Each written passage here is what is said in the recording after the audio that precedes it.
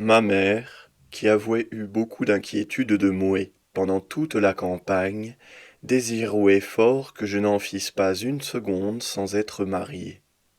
Il fut donc fort question de cette grande affaire entre elle et moi, quoique fort jeune, je n'y avouai pas de répugnance, mais je voulais me marier à mon gré.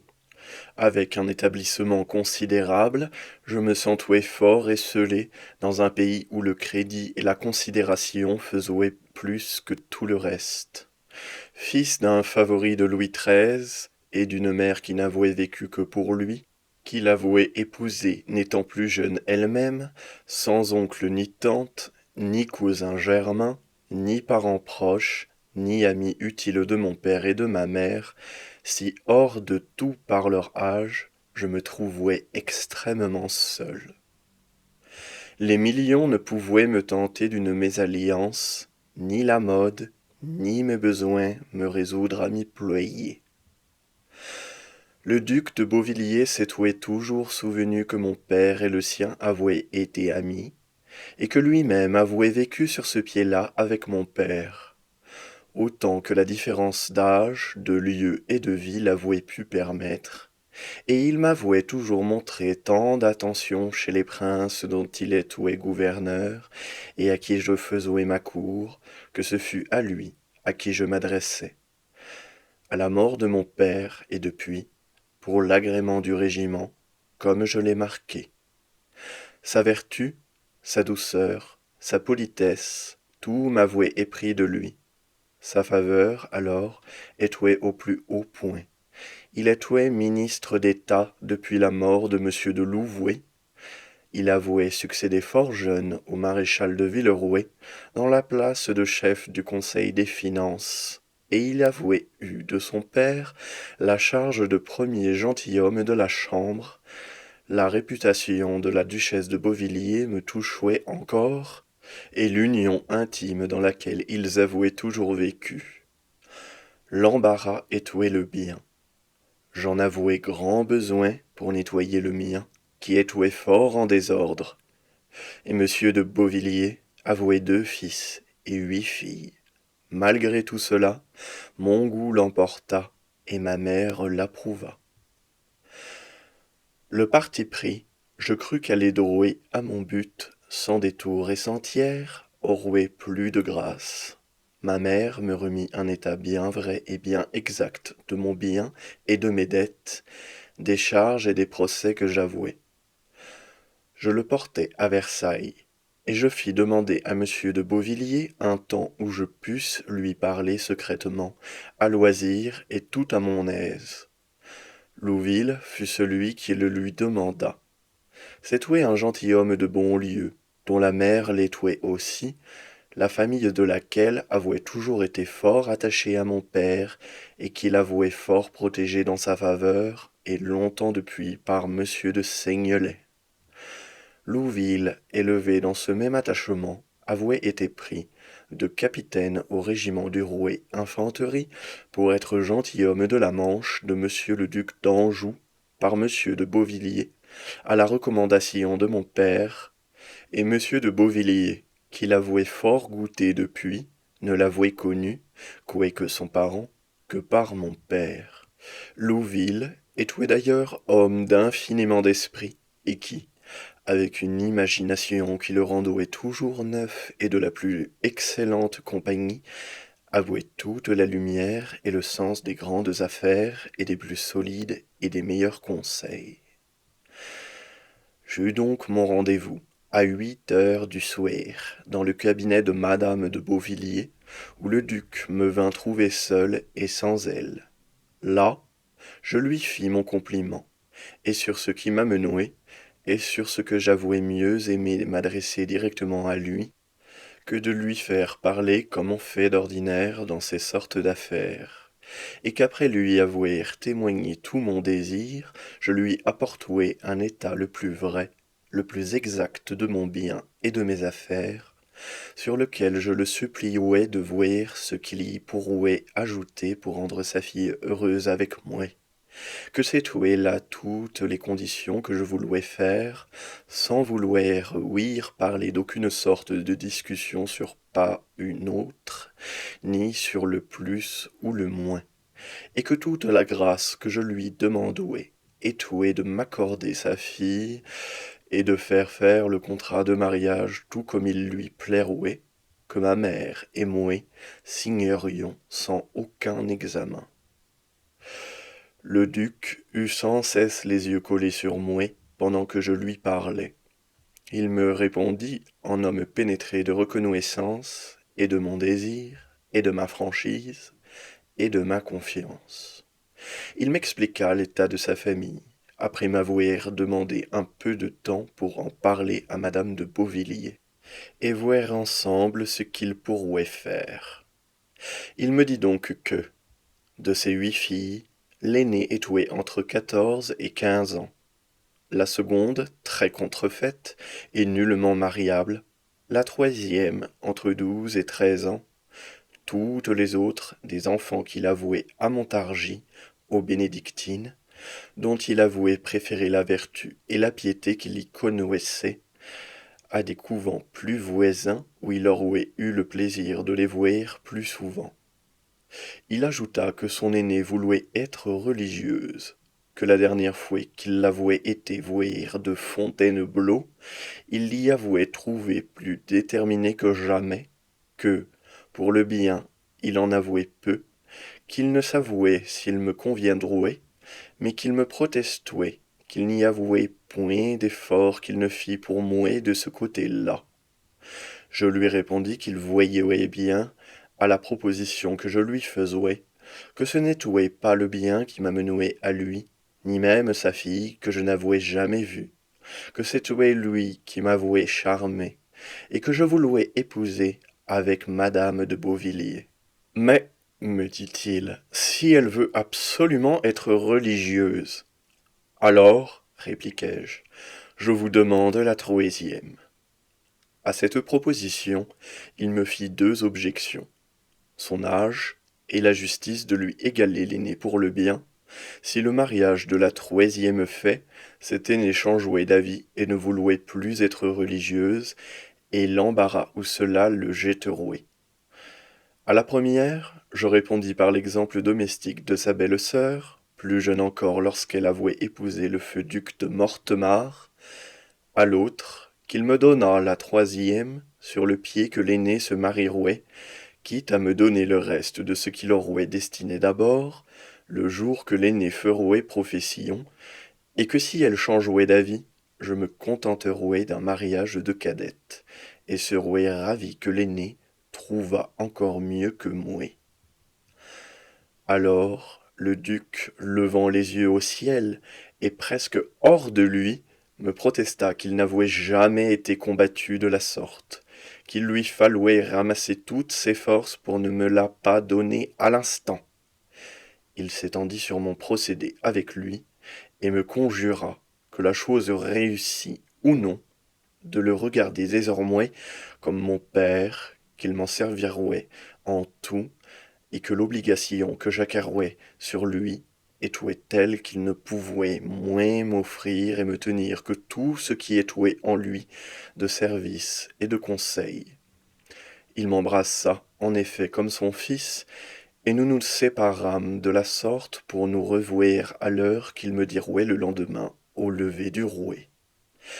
Il m'y dit à l'oreille, en passant, de me trouver ce même jour, à 3 heures après-midi, dans le cabinet de monseigneur le duc de Bourgogne, qui devait alors être au jeu de paume et son appartement désert.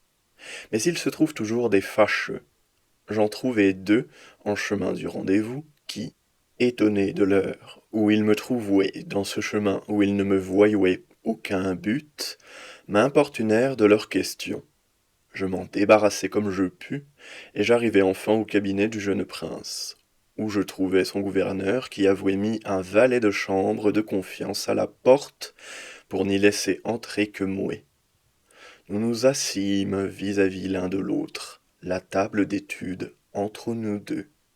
Là, j'eus la réponse la plus tendre, mais négative, fondée sur la vocation de sa fille, sur son peu de bien pour l'égaler à la troisième, si, le mariage fait, elle se ravisouait, sur ce qu'il n'était point payé de ses états, et sur le désagrément que celui se rouait d'être le premier des ministres qui n'eût pas le présent que le rouet avouait toujours fait lors du mariage de leur fille, et que l'état présent des affaires l'empêchouait d'espérer.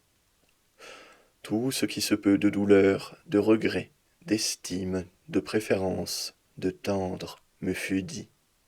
Je répondis de même, et nous nous séparâmes en nous embrassant, sans pouvoir plus nous parler.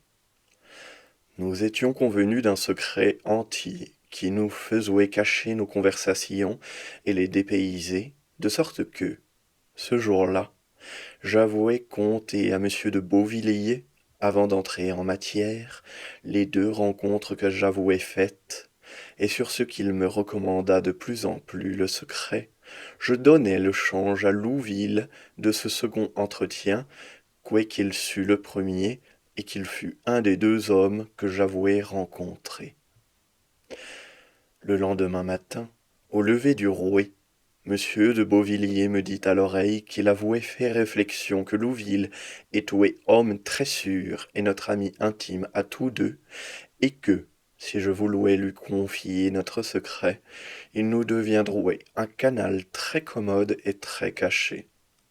Cette proposition me rendit la jouer par l'espérance, après avoir compté tout rompu.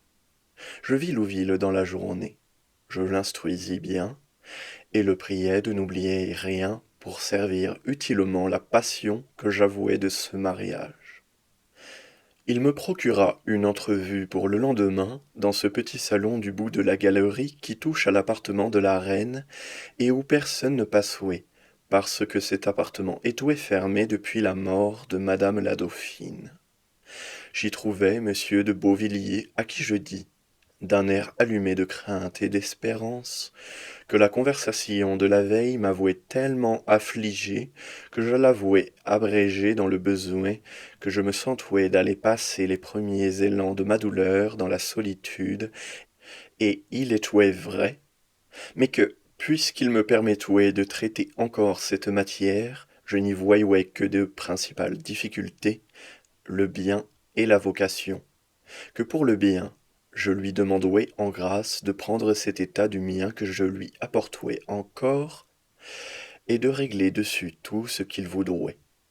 À l'égard du couvent, je me mis à lui faire une peinture vive de ce que l'on ne prend que trop souvent pour vocation, et qui n'est rien moins, et très souvent, que préparation au plus cuisant regret d'avoir renoncé à ce qu'on ignore et qu'on se peint délicieux, pour se confiner dans une prison de corps et d'esprit qui désespère, à quoi j'ajoutais celle du bien et des exemples de vertu que sa fille trouverait dans sa maison.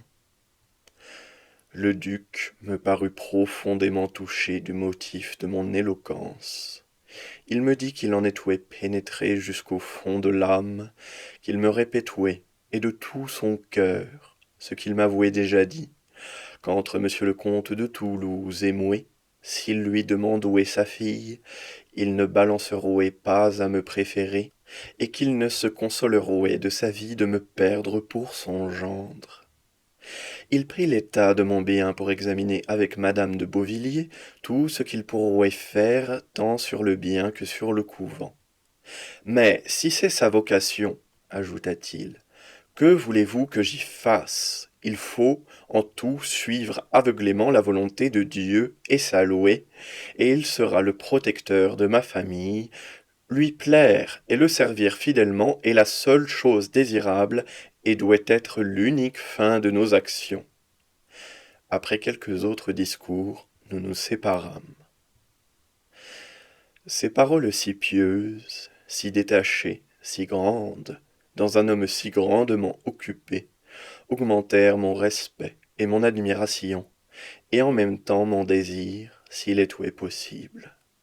Je contai tout cela à Louville, et le soir, j'allai à la musique à l'appartement où je me plaçai en sorte que j'y pus toujours voir monsieur de Beauvilliers, qui étouait derrière les princes.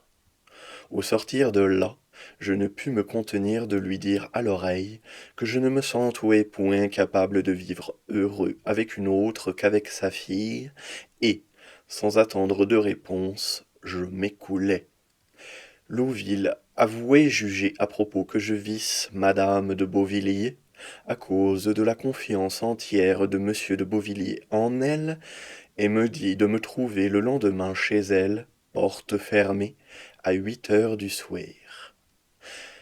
J'y trouvai Louville avec elle. Là, après les remerciements, il me dit sur le bien et sur le couvent à peu près les mêmes raisons. Mais je crus apercevoir fort clairement que le bien étouait un obstacle aisé à ajuster, et qui n'arrêterait pas, mais que la pierre d'achoppement étouait la vocation. J'y répondis donc, comme j'avouais fait là-dessus à monsieur de Beauvilliers. J'ajoutai qu'elle se trouvait entre deux vocations, qu'il n'étouait plus question que d'examiner laquelle des deux étouait la plus raisonnable, la plus ferme, la plus dangereuse à ne pas suivre. L'une, d'être religieuse, l'autre, d'épouser sa fille. Que la sienne étouait sans connaissance de cause. La mienne, après avoir parcouru toutes les filles de qualité, que la sienne étouait sujette au changement, la mienne stable et fixée. Qu'en forçant la sienne, on ne gâtouait rien, puisqu'on la mettouait dans l'état naturel et ordinaire, et dans le sein d'une famille où elle trouverait autant ou plus de vertu et de piété qu'à Montargis, que forcer la mienne n'exposerait à vivre malheureux et mal avec la femme que j'épouserais et avec sa famille. La duchesse fut surprise de la force de mon raisonnement et de la prodigieuse ardeur de son alliance qui me le faisait faire. Elle me dit que si j'avouais vu les lettres de sa fille à monsieur l'abbé de Fénelon, je serais convaincu de la vérité de sa vocation, qu'elle avouait fait ce qu'elle avouait pu pour porter sa fille à venir passer 7 ou 8 mois auprès d'elle, pour lui faire voir la cour et le monde, sans avoir pu y réussir, à moins d'une violence extrême, qu'au fond, elle répondrait à Dieu de la vocation de sa fille dont elle était chargée, et non de la mienne, que j'ai trouvé un si bon casuiste que je ne laissais point de l'embarrasser, qu'elle verrouait encore avec monsieur de Beauvilliers, parce qu'elle serait inconsolable de me perdre, et me répéta les mêmes choses tendres et flatteuses que son mari m'avouait dites, et avec la même effusion de cœur. La duchesse de Sully, qui entra, je ne sais comment, quoique la porte fût défendue, nous interrompit là, et je m'en allai fort triste, parce que je sentis bien que des personnes si pieuses et si désintéressées ne se mettraient jamais au-dessus de la vocation de leur fille. 2 jours après, au lever du rouet, monsieur de Beauvilliers me dit de le suivre de loin, jusque dans un passage obscur, entre la tribune et la galerie de l'aile neuve au bout de laquelle il logeait, et ce passage était destiné à un grand salon pour la chapelle neuve que le roi voulut bâtir. Là, monsieur de Beauvilliers me rendit l'état de mon bien, et me dit qu'il y avouait vu que j'étais grand seigneur en bien comme dans le reste, mais qu'aussi je ne pouvais différer à me marier, me renouvela ses regrets, et me conjura de croire que Dieu seul, qui voulut sa fille pour son épouse, avouait la préférence sur moi, et l'aurait sur le dauphin même, s'il était possible qu'il la voulût épouser, que si, dans les suites, sa fille venait à changer et que je fusse libre, j'aurais la préférence sur quiconque, et lui se trouverait au comble de ses désirs que, sans l'embarras de ses affaires, il me prêterait ou me ferait prêter, sous sa caution, les 80 000 livres qui faisaient celui des miennes, qu'il était réduit à me conseiller de chercher à me marier, et à s'offrir d'emporter les paroles, et de faire son affaire propre désormais de toutes les miennes. Je m'affligeais, en lui répondant, que la nécessité de mes affaires ne me permit pas d'attendre à me marier jusqu'à sa dernière fille, qui toutes, peut-être, ne serait pas religieuse. C'était en effet ma disposition. La fin de l'entretien ne fut que protestations les plus tendres d'un intérêt et d'une amitié intime et éternelle, et de me servir en tout et pour tout de son conseil et de son crédit en petites et en grandes choses, et de nous regarder désormais pour toujours l'un et l'autre comme un beau-père et un gendre dans la plus indissoluble union. Il s'ouvrit après à Louville, et dans son amertume, il lui dit qu'il ne se consolait que dans l'espérance que ses enfants et les miens se pourraient marier quelque jour, et il me fit prier d'aller passer quelques jours à Paris pour lui laisser chercher quelque trêve à sa douleur par mon absence. Nous en avions tous deux besoin. Je me suis peut-être trop étendu en détail sur cette affaire, mais j'ai jugé à propos de le faire pour donner par là la clé de cette union et de cette confiance si intime, si entière, si continuelle et en toute affaire si importante de monsieur de Beauvilliers en moi et de ma liberté avec lui en toute chose qui sans cela serait tout à fait incompréhensible dans cette extrême différence d'âge et du caractère secret, isolé, particulier et si mesuré ou plutôt resserré du duc de Beauvilliers, et de cet attachement que j'ai eu toujours pour lui, sans réserve ni comparaison. Ce fut donc à chercher un autre mariage. Un hasard fit jeter des propos à ma mère de celui de la fille aînée du maréchal-duc de Lorges, avec sa charge de capitaine des gardes du corps. Mais la chose tomba bientôt pour lors, et j'allais chercher à me consoler à la trappe de l'impossibilité de l'alliance du duc de Beauvilliers. La Trappe est un lieu si célèbre et si connu, et son réformateur si célèbre, que je ne m'étendrai point ici en portrait ni en description.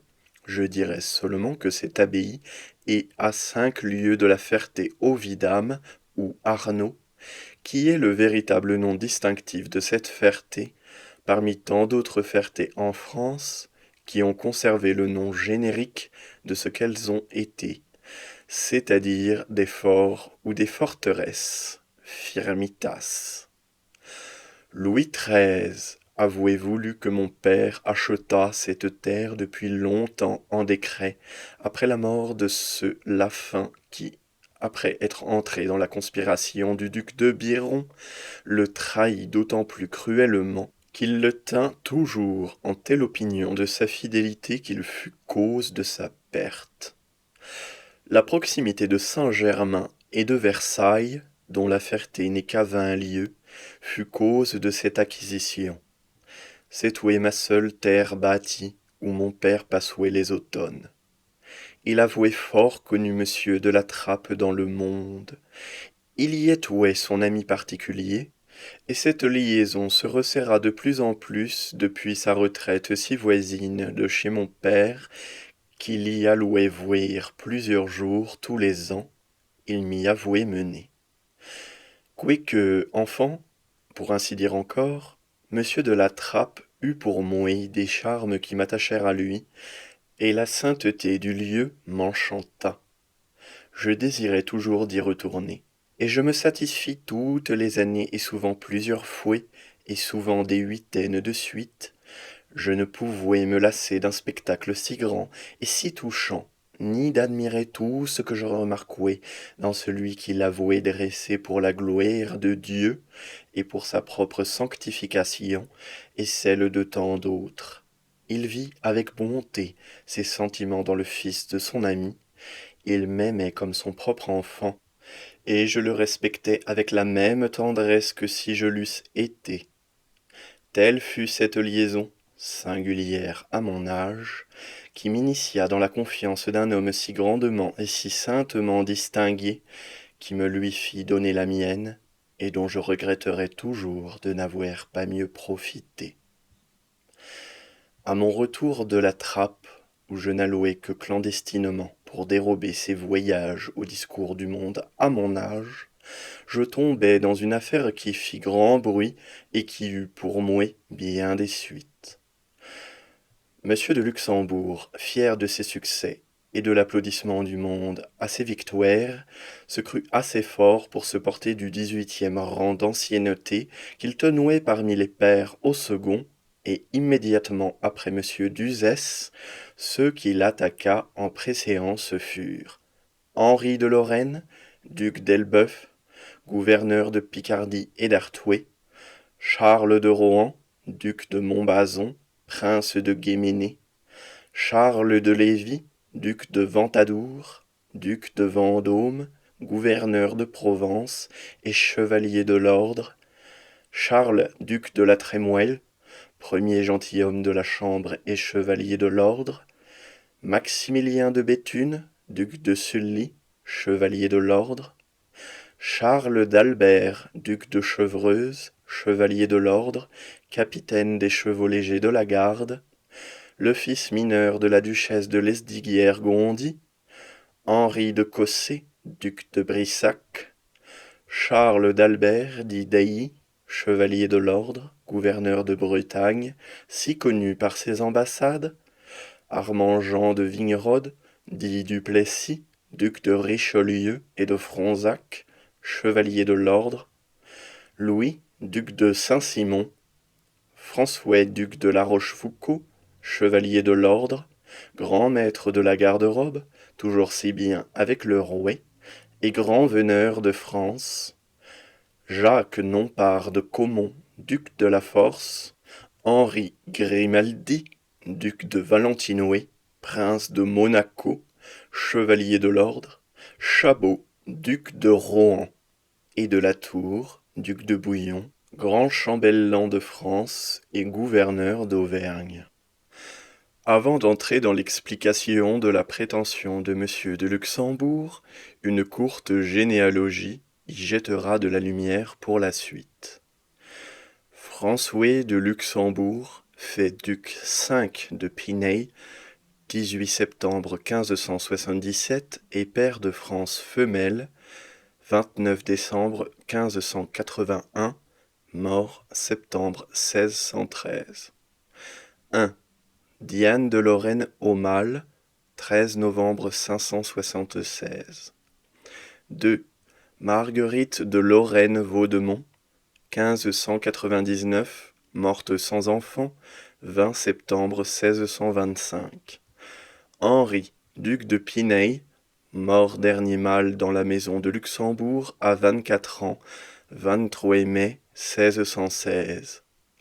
Madeleine, fille unique de Guillaume, seigneur de Thoré, fils et frère des deux derniers connétables de Montmorency, 19 juin 1597.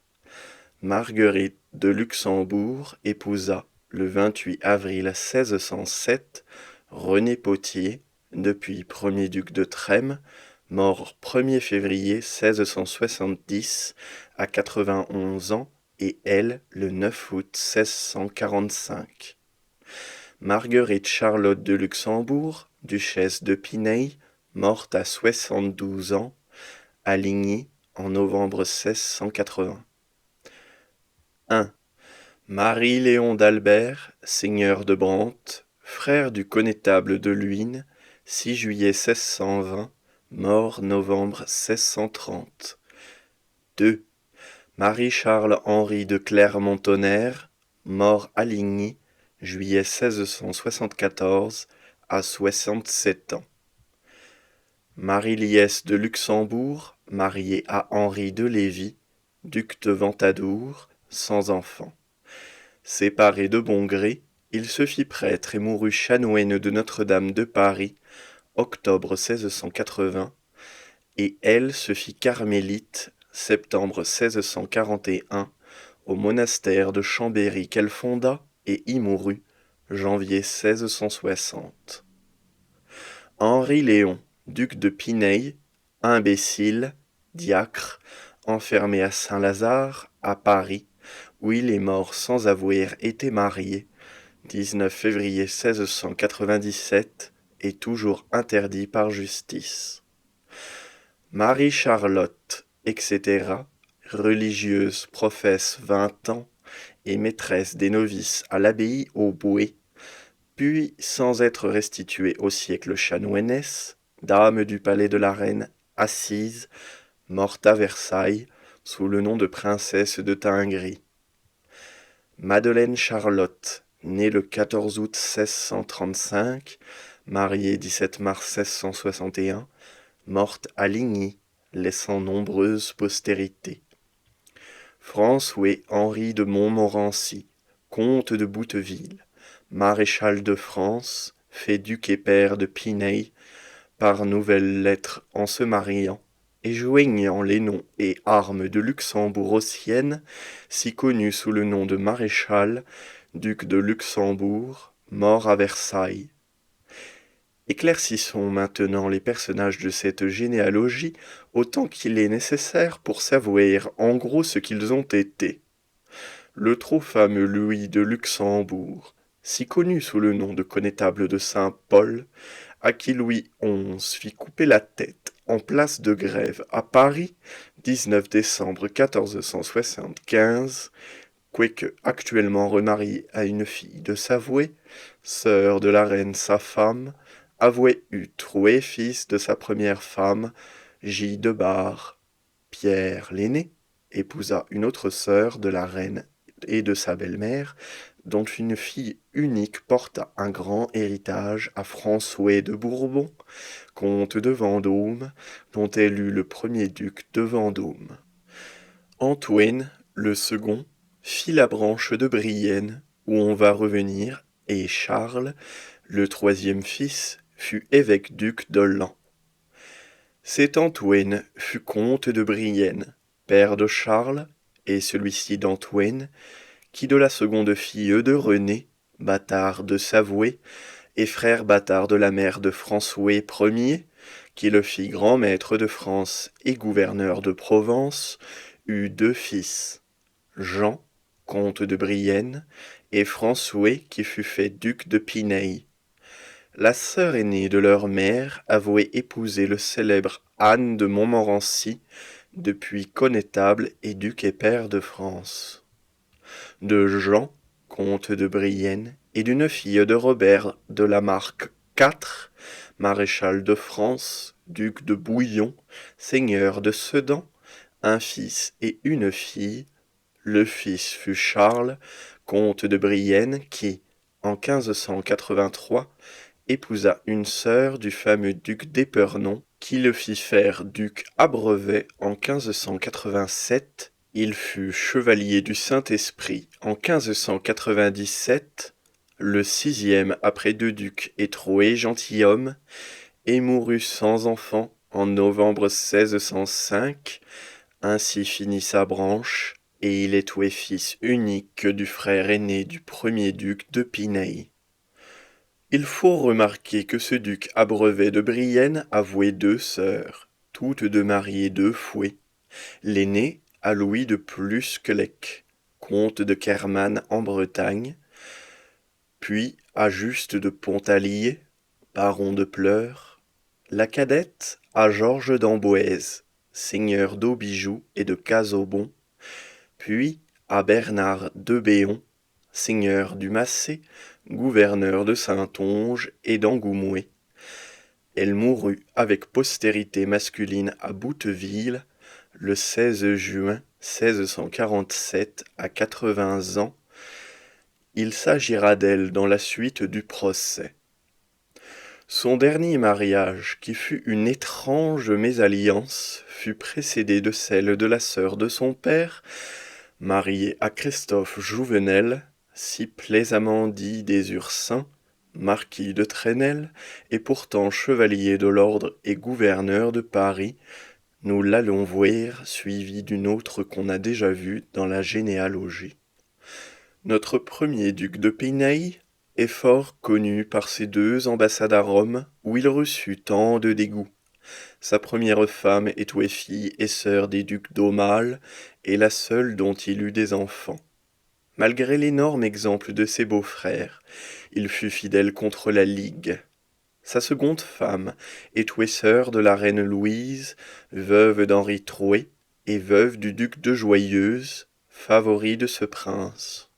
À tout prendre, ce premier duc de Piney étouait un assez pauvre homme à tout ce qu'on vouait de lui.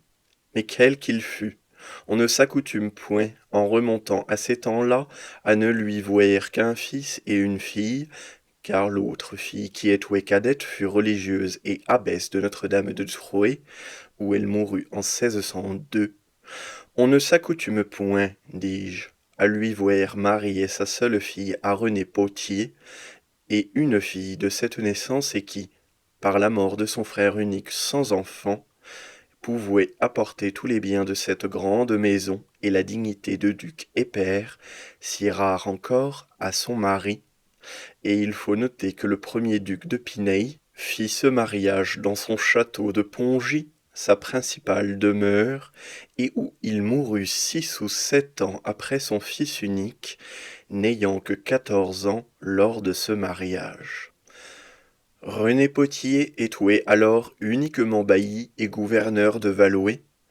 Il ne fut chambellan du Rouet et gouverneur de Châlons que l'année d'après son mariage, et même 18 mois, et 3 ans après capitaine des gardes du corps qu'il acheta de monsieur de Pralin. Il poussa après sa fortune, à force d'années, jusqu'à devenir duc et père, à l'étrange fournée de 1663. Et son fils, le gros duc de Gèvres, vendit sa charge de capitaine des gardes du corps à monsieur de Lauzun, et acheta celle de premier gentilhomme de la Chambre, qui a passé à sa postérité avec le gouvernement de Paris qu'il eut à la mort du duc de Créqui.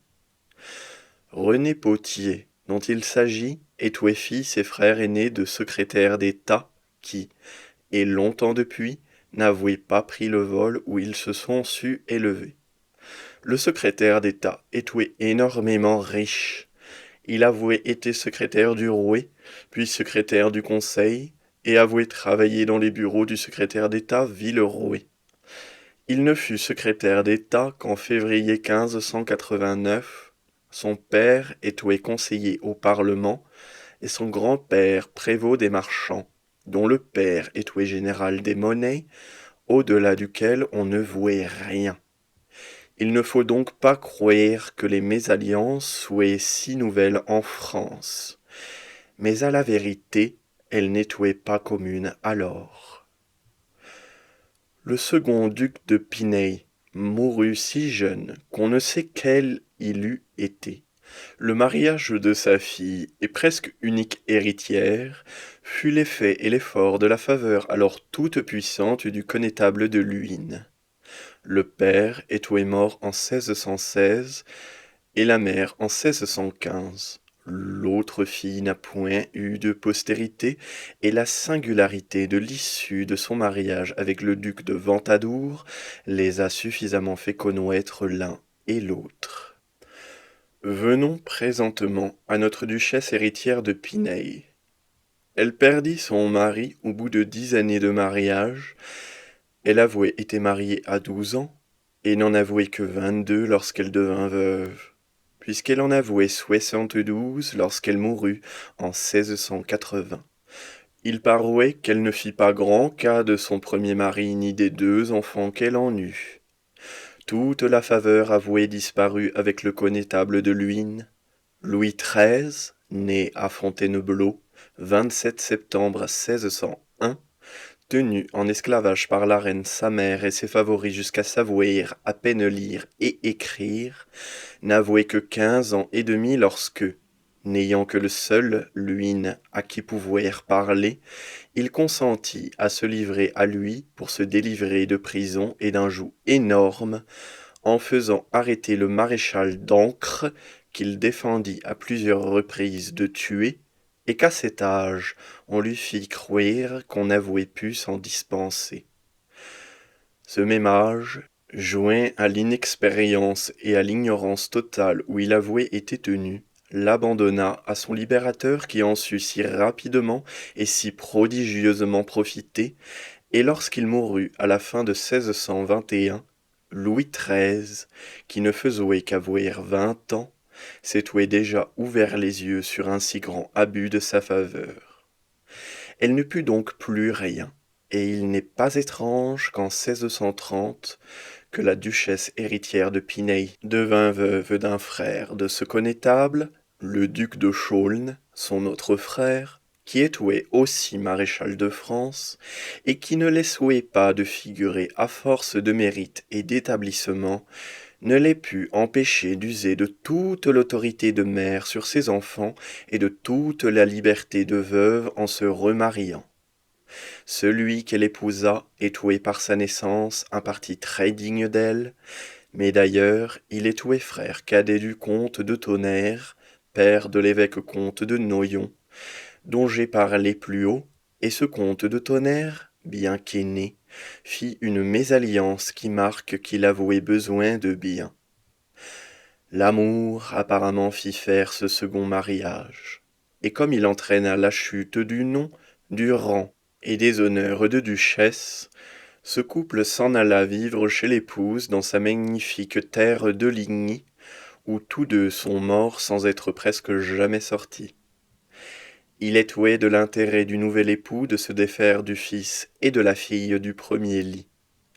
Le fils en offrit les moyens de souhait même. Il est doué imbécile, ils le firent interdire juridiquement et enfermer à Paris, à Saint-Lazare. Et de peur que quelqu'un ne le fît marier, ils le firent ordonner diacre, et c'est dans cet état et dans ce même lieu qu'il a passé sa longue vie, et qu'il est mort. La fille n'avouait guère le sens commun, mais n'était pas imbécile. On la fit religieuse à Paris, à l'abbaye au Bouet. De fouets à autres, elle disait que s'avouer était malgré elle, mais elle y vécut 20 ans professe, et y fut plusieurs années maîtresse des novices, ce qui ne marque pas qu'elle eût été forcée, ou du moins, il parouait par cet emploi qu'elle avouait consenti et prit goût à son état, puisqu'on la chargeait d'y former des novices. Elle était encore dans cette fonction, quand monsieur le prince l'en tira, comme on le dira bientôt. Monsieur de Luxembourg, qui combla sa fortune en épousant la fille unique du second lit, était fils unique de ce monsieur de Bouteville, si connu par ses duels et qui, retiré à Bruxelles, pour avoir tué en duel le comte de Torigny en 1627, hasarda de revenir à Paris se battre à la place royale contre Bussy d'Amboise, qui était Clermont-Galérande, qu'il tua. Bouteville avouait pour second son cousin de Rosmadec, baron des Chapelles, qui eut affaire au baron d'Harcourt, second de l'autre, qui fut le seul qui s'en tira et qui s'en alla en Italie, se jeta dans Casale, assiégé par les Espagnols, et y fut tué en novembre 1628. Il ne fut point marié, et il était frère puis né du grand-père du marquis de Beuvron, père du maréchal-duc d'Harcourt. La mère de ses deux frères était fille du maréchal de Matignon. Il était cousin germain de ce comte de Torigny, fils de la Longueville, que Bouteville avouait tuer, petit-fils au même maréchal de Matignon, et premier mari sans enfant de la duchesse d'Angoulême la Guiche, fille du grand maître de l'artillerie. Ce comte de Torigny était frère aîné de l'autre comte de Torigny qui lui succéda, lequel fut père du dernier maréchal de Matignon et du comte de Matignon, dont le fils unique a été fait duc de Valentinois en épousant la fille aînée du dernier prince de Monaco Grimaldi. Messieurs de Bouteville et des Chapelles furent pris, se sauvant en Flandre, et eurent la tête coupée en grève à Paris par arrêt du Parlement 22 juin 1627. Ce monsieur de Bouteville avouait épouser en 1617 Élisabeth, fille de Jean Vienne, président en la Chambre des comptes, et d'Élisabeth d'Aulu, Et cette madame de Bouteville a vu toute la fortune de son fils et les mariages de ses deux filles. Elle a passé sa longue vie toujours retirée à la campagne et y est morte en 1696 à 89 ans et veuve depuis 69 ans. Monsieur de Bouteville est tué de la maison de Montmorency, petit-fils d'un puîné du baron de Fosseux. Monsieur de Luxembourg naquit posthume 6 mois après la mort de son père. Il est tué fils unique, cadet des deux sœurs. Madame de Valençay, l'aînée, morte en 1684, n'a fait aucune figure par elle ni par les siens. La cadette, belle, spirituelle et fort galante, peut-être encore plus intrigante, a toute sa vie fait beaucoup de bruit dans le monde dans ses troués états de fille, de duchesse de Châtillon, enfin de duchesse de Mecklembourg, contribua fort à la fortune de son frère, avec qui elle fut toujours intimement unie, et mourut à Paris 20 jours après lui, et de la même maladie, ayant 1 an plus que lui, et sans enfant. Un grand nom qui, dans les commencements de la vie du jeune Bouteville, brillait encore de la mémoire de cette branche illustre des derniers connétables et de l'amour que la princesse douairière de Condé portait à son nom, beaucoup de valeur, une ambition que rien ne contraignit, de l'esprit, mais un esprit d'intrigue, de débauche et du grand monde lui fit surmonter le désagrément d'une figure d'abord fort rebutante, mais ce qui ne se peut comprendre de qui ne l'a point vue, une figure à laquelle on s'accoutumait et qui, malgré une bosse médiocre par devant, mais très grosse et fort pointue par derrière, avec tout le reste de l'accompagnement ordinaire des bossus, avouait un feu, une noblesse et des grâces naturelles, et qui brillaient dans ses plus simples actions. Il s'attacha, dès en entrant dans le monde, à monsieur le prince, et bientôt après, monsieur le prince s'attacha à sa sœur. Le frère, aussi peu scrupuleux qu'elle, s'en fit un degré de fortune pour tous les deux.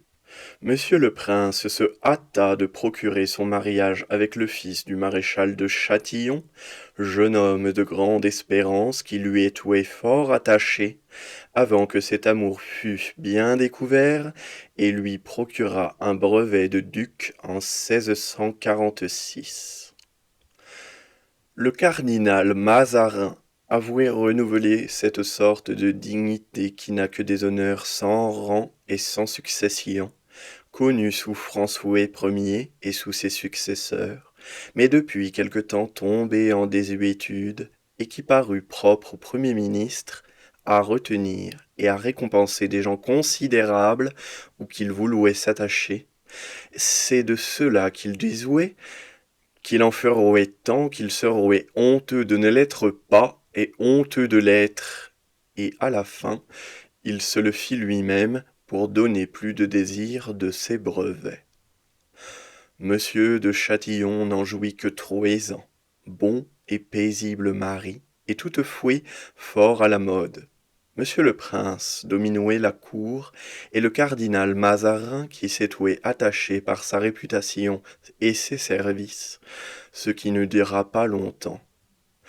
Il assiégeait Paris pour la cour qui en était sortie, contre le Parlement et les mécontents en 1649, lorsque le duc de Châtillon fut tué à l'attaque du pont de Charenton et enterré à Saint-Denis. L'amant et l'amante s'en consolèrent.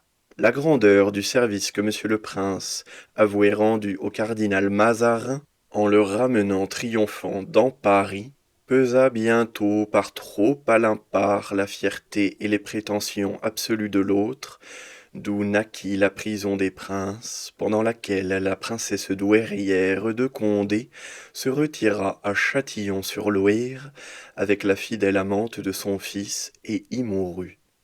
De la délivrance forcée des princes au désordre, puis à la guerre civile qu'entreprit monsieur le prince, il n'y eut presque pas d'intervalle. La bataille du faubourg Saint-Antoine la finit et jeta monsieur le prince entre les bras des Espagnols jusqu'à la paix des Pyrénées. Bouteville le suivit partout. Sa valeur et ses mœurs, son activité, tout en lui était fait pour plaire au prince, et toutes sortes de liaisons fortifiaient la leur. À ce retour en France, Madame de Châtillon reprit son empire. Son frère avouait 33 ans. Il avouait acquis de la réputation à la guerre, il était devenu officier général et avouait auprès de monsieur le prince le mérite d'avoir suivi sa fortune jusqu'au bout, qu'il partageait avec fort peu de gens de sa volée. Ils cherchèrent donc une récompense qui fit honneur à monsieur le prince et une fortune à Bouteville, et ils dénichèrent ce mariage du second lit de l'héritière de Piney avec monsieur de Clermont. Elle était laide, affreusement et de taille et de visage, c'était une grosse vilaine arrangère dans son tonneau, mais elle était fort riche par le défaut des enfants du premier lit, dont l'état parut à monsieur le prince un chausse-pied pour faire Bouteville duc et père. Il crut d'abord se devoir assuré de la religieuse. Elle avouait souvent murmurer contre ses vœux. Il craignit qu'un grand mariage de sa sœur, du second lit, ne la portât à un éclatement embarrassant. Il la fut trouver à sa grille, et moyennant une dispense du pape dont il se chargea pour la défroquer, et un tabouret de grâce ensuite, elle consentit à tout, demeura dans ses vœux, et signa tout ce qu'on voulut. Rien ne convenait mieux au projet que de la lier de nouveau à ses vœux, et ce tabouret de grâce devenait un échelon pour la dignité en faveur du mariage de la sœur.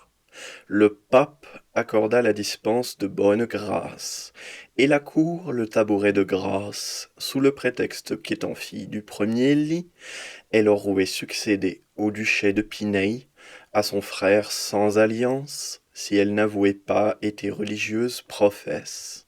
On la fit dame du palais de la reine, sous le nom de princesse de Tingry, avec une petite marque à sa coiffure du chapitre de Poussailles, dont elle se défit bientôt. À l'égard du frère, on joua la comédie de lever son interdiction, de le tirer de Saint-Lazare, et tout de suite de lui faire une donation à monsieur de Bouteville, par son contrat de mariage, de tous ses biens, et une cession de sa dignité, en considération des grandes sommes qu'il avouait reçues pour cela de monsieur de Bouteville, et qu'il lui avouait payer. Cette clause est fort importante au procès dont il s'agit. Aussitôt, il assista au mariage de sa sœur, et dès qu'il fut célébré, on le fit interdire de nouveau, et on le remit à Saint-Lazare, dont il n'est pas sorti depuis. Le mariage fait, 17 mars 1661, monsieur de Bouteville mit l'écu de Luxembourg sur le tout du sien, et signa Montmorency Luxembourg, ce que tous ses enfants et les leurs ont toujours fait aussi. Un continent après, il entama le procès de sa prétention pour la dignité de duc et père de Piney, et monsieur le prince s'en servit pour lui obtenir des lettres nouvelles d'érection de Piney en sa faveur, dans lesquelles on fit adroitement couler la clause « en tant que besoin serait », pour lui laisser entière sa prétention de l'ancienneté de la première création de 1581. Avec ces lettres, il fut reçu duc et père au Parlement 22 mai 1662 et y prit le dernier rang après tous les autres pairs. Le reste de la vie de monsieur de Luxembourg est assez connu. Il se trouva enveloppé dans les affaires de la voisin, cette devineresse, et pis encore, accusée de poison, qui, par arrêt du Parlement, fut brûlée à la grève, et qui fit sortir la comtesse de Soissons du royaume pour la dernière fois, et la duchesse de Bouillon, sa sœur. On reproche à monsieur de Luxembourg d'avoir oublié en cette occasion une dignité qu'il avouait tant ambitionner. Il répondit sur la sellette comme un particulier et ne réclama aucun des privilèges de la pairie. Il fut longtemps à la Bastille et y laissa de sa réputation. On crut longtemps qu'il avouait perdu toute pensée de dispute avec les ducs ses anciens. Il y avouait encore alors des cérémonies où il paraissait, il s'en absentuait toujours, et, à la vie, ou occupé de guerre ou libertine, qu'il mena jusqu'à la fin de sa vie, on n'y prenait pas garde, lorsqu'à la promotion du Saint-Esprit de 1688, il demanda et obtint de recevoir l'ordre, sans conséquence, pour ne pas préjudicier à sa prétention de préséance. Ce fut, pour le dire en passant, la première fois que les maréchaux de France à recevoir dans l'ordre y précédèrent les gentilshommes de même promotion, et à cette démarche de monsieur de Luxembourg on vit qu'il n'avouait pas abandonné la pensée de sa prétention. Une grande guerre, qui s'ouvrit alors de la France contre toute l'Europe, fit espérer à ce maréchal qu'on aurait besoin de lui, et qu'il y pourrait trouver de ces moments heureux d'acquérir de la gloire, et, avec elle, le crédit d'emporter sa préséance. En effet, le maréchal d'Humières, créature de monsieur de Louvois, ayant mal réussi en Flandre dès la première campagne, monsieur de Luxembourg lui fut substitué par ce ministre tout-puissant qui, pour son intérêt particulier, avouait engager la guerre et qui voulut y réussir, et qui fit céder à ce grand intérêt son peu d'affection pour ce nouveau général, qui ne compta ses campagnes que par des combats et souvent par des victoires.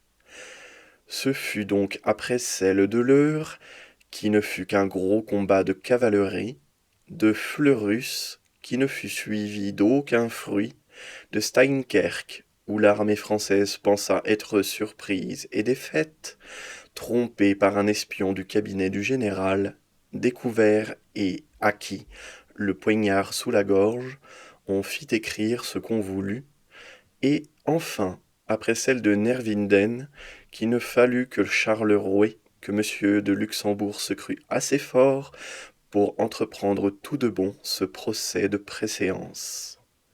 L'intrigue, l'adresse et, quand il le fallouait, la bassesse le servouaient bien. L'éclat de ses campagnes et son état brillant de général de l'armée la plus proche et la plus nombreuse lui avouaient acquis un grand crédit. La cour était presque devenue la sienne par tout ce qui s'y rassemblait autour de lui, et la ville, éblouie du tourbillon et de son accueil ouvert et populaire, lui était dévouée. Les personnages de tous états croyaient avoir à compter avec lui, surtout depuis la mort de Louvois, et la bruyante jeunesse le regardait comme son père, et le protecteur de leur débauche et de leur conduite, dont la sienne à son âge ne s'éloignait pas. Il avouait captiver les troupes et les officiers généraux. Il était ami intime de monsieur le duc, et surtout de monsieur le prince de Conti, le Germanicus d'alors. Il s'était initié dans le plus particulier de monseigneur, et, enfin, il venait de faire le mariage de son fils aîné avec la fille aînée du duc de Chevreuse, qui, avec le duc de Beauvilliers, son beau-frère, et leurs épouses, avouaient alors le premier crédit et toutes les plus intimes privances avec le roi et avec madame de Maintenon. Dans le Parlement, la brigue était faite. Harlay, premier président, menait ce grand corps à baguette. Il se l'était dévoué tellement qu'il crut qu'entreprendre et réussir ne serait que même chose, et que cette grande affaire lui coûterait à peine le courant d'un hiver à emporter. Le crédit de ce nouveau mariage venait de faire ériger, en faveur du nouvel époux, la terre de Beaufort en duché, vérifié sous le nom de Montmorency, et, à cette occasion, il ne manqua pas de persuader à tout le Parlement que le rouet étouait pour lui dans sa prétention contre ses anciens. Lorsque bientôt après il la recommença, tout de bon, le premier président, extrêmement bien à la cour, l'aida puissamment à cette fourberie, de sorte que, lorsqu'on s'en fut aperçu, le plus grand remède y devint inutile.